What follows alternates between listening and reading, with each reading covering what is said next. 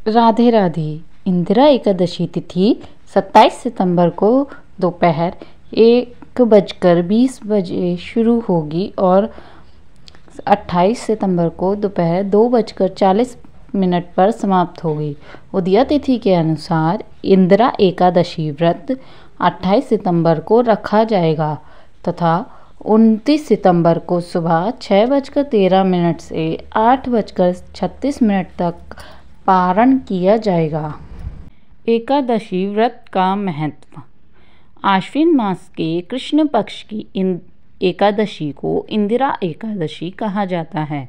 इस एकादशी की खास बात यह है कि यह पितृपक्ष में आती है, जिस कारण इसका महत्व बहुत अधिक हो जाता है।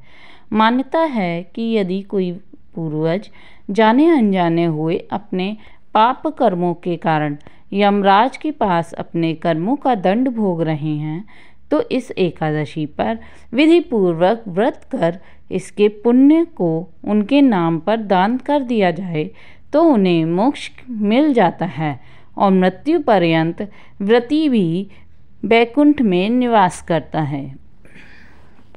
एकादशी व्रत जब किसी कामना के लिए किया जाता है तो उसे काम्य एकादशी व्रत कहते हैं।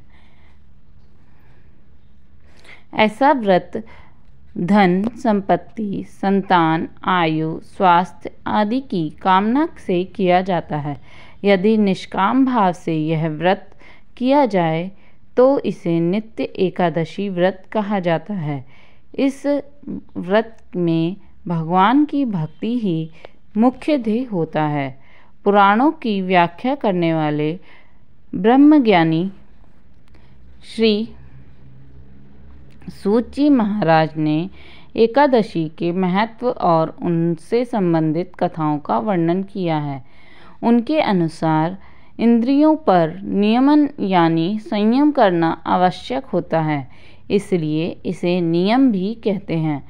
एकादशी के व्रत नियम पूर्वक करने से बुद्धि निर्मल होने लगती है, विचारों में सत्व गुणों का आगमन होने लगता है, विवेक शक्ति आती है तथा सत असत का निर्णय स्वतः ही होने लगता है। इंदिरा एकादशी व्रत कथा। धर्मराज युधिष्ठिर कहने लगे कि हे भगवान, मैंने भाद्रपद शुक्ल पक्ष एकादशी अर्थात पार्श्व एकादशी का सविस्तार वर्णन सुना। अब आप कृपा करके मुझे आश्विन माह के कृष्ण पक्ष की एकादशी के विषय में बतलाइए। इस एकादशी का क्या नाम है तथा इसके व्रत का क्या विधान है? इसका व्रत करने से किस फल की प्राप्ति होती है? भगवान श्री कृष्ण कहने लगे कि आश्विन कृष्ण एकादशी का नाम इंदिरा एकादशी है। यह एकादशी पापों को नष्ट करने वाली तथा पितरों को अधोगति से मुक्ति देने वाली होती है। इस एकादशी से संबंधित जो कथा प्रचलित है उसे मैं तुम्हें सुनाता हूँ, श्रद्धापूर्वक श्रवण करो। प्राचीन काल में सतयुग में एक महिष्मती नामक नगरी, जिस पर इंद्रसेन नामक का राजा राज्य करता था। वह राजा बड़ा ही दयालु व प्रतापी था, जिस कारण उसके किसी भी वस्तु की कमी नहीं थी और उसकी प्रजा भी बहुत सुखी पूर्वक जीवन व्यतीत कर रही थी। एक दिन राजा अपने दरबार में बैठा हुआ था तो उसी समय देवर्षि नारद जी वहाँ पहुँचे। नारद जी को देखकर राजा अपने आसन से उठे और उनका भव्य स्वागत करके प्रणाम किया और उन्होंने आसन ग्रहण करने को कहा। इसके बाद देवर्षि नारद जी ने राजा इंद्रसेन से कहा, हे राजन, आपके राज्य में सभी सुख भोग रहे हैं, प्रजा को किसी प्रकार की कोई कष्ट या दुख नहीं है। मैं आपकी इस उदारता को देखकर अति प्रसन्न हुआ। नारद जी की यह बात सुनकर राजा ने कहा, ये तो सब आपकी ही कृपा है, जो मेरे राज्य में हर प्राणी सुख भोग रहा है।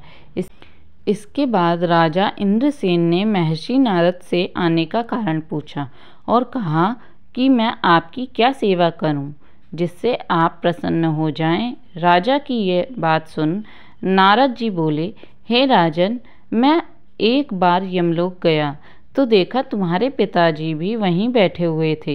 हे राजा, तुम्हारे पिता भी तुम्हारी तरह ही बड़े ज्ञानी धर्मात्मा थे, किंतु एकादशी का व्रत नहीं करने के कारण मरने के बाद वे यमलोक में गए, जिस कारण वो बहुत दुखी हैं। उन्हें तुम्हारे लिए एक संदेश भेजा है। राजा ने यह पूछा, वह क्या संदेश है? देवर्षि, कृपा करके मुझे बतलाइए। आपके पिता ने कहा, हे देवर्षि, आप मेरे पुत्र इंद्रसेन, जो इस समय पृथ्वी पर महिष्मती नामक नगरी का राजा है, उसके पास जाना और कहना कि मैंने पूर्व जन्म में कुछ बुरे कर्म किए हैं, जिससे मुझे यह लोक मिला है। यदि मेरा पुत्र मेरे लिए आश्विन महीने की कृष्ण पक्ष में आने वाली इंदिरा एकादशी का व्रत पूरे विधि विधान व श्रद्धा पूर्वक करेगा तो मुझे इस लोक से मुक्ति मिल जाएगी, जिसके बाद मैं स्वर्गलोक में वास करूँगा। यह सुनकर राजा ने देवर्षि नारद जी से पूछा कि कृपा करके आप मुझे इंदिरा एकादशी व्रत का विधान बताएं, जिससे मेरे पिता को स्वर्गलोक प्राप्त हो। नारद जी ने कहा, इस व्रत के लिए तुम दशमी की दिन प्रातः जल्दी उठकर स्नान आदि से मुक्त होकर किसी नदी पर अपने पितरों के नाम का श्राद्ध करो और रात्रि को पृथ्वी पर शयन करो। जिसके बाद एकादशी वाले दिन प्रातःकाल जल्दी उठकर सूर्य भगवान को पानी यानी जल चढ़ाने के एक लोटे में जल, धूप, दीप, पुष्प आदि डालकर भगवान विष्णु जी को चढ़ाएं और इस व्रत का संकल्प लें। मैं आज पूरे दिन व्रत का निराहार करूँगा और सभी भोगों का त्याग करूँगा। इंदिरा एकादशी व्रत की सभी विधि बताकर नारद जी वहाँ से चले गए और कुछ दिन बाद इंदिरा एकादशी आई। राजा ने इस एकादशी का व्रत किया और पूरे विधि विधानों से श्रद्धा भाव से पूजा अर्चना की और अपने पिता के नाम का श्राद्ध किया तथा दूसरे दिन ब्राह्मणों का भोजन करवाकर दान दक्षिणा देकर उन्हें विदा किया। उसके बाद स्वयं ने भोजन किया। राजा इंद्रसेन के इंदिरा एकादशी व्रत के प्रभाव से उसने पिता को यमलोक से मुक्ति दिलाई और वो सदा के लिए स्वर्गलोक को चला गया। हे युधिष्ठिर, यह इंदिरा एकादशी के व्रत का महात्म्य मैंने तुमसे कहा।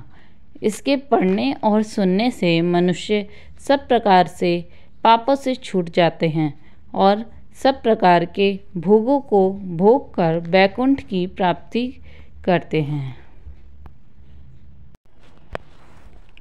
उम्मीद करती हूँ आपको यह कथा बहुत अच्छी लगी होगी। Subscribe to the channel, bell icon के बटन को प्रेस करें। बटन प्रेस करने से आपको हमारे चैनल पर एकादशी की सभी कथाएं सुनने को मिलेंगी।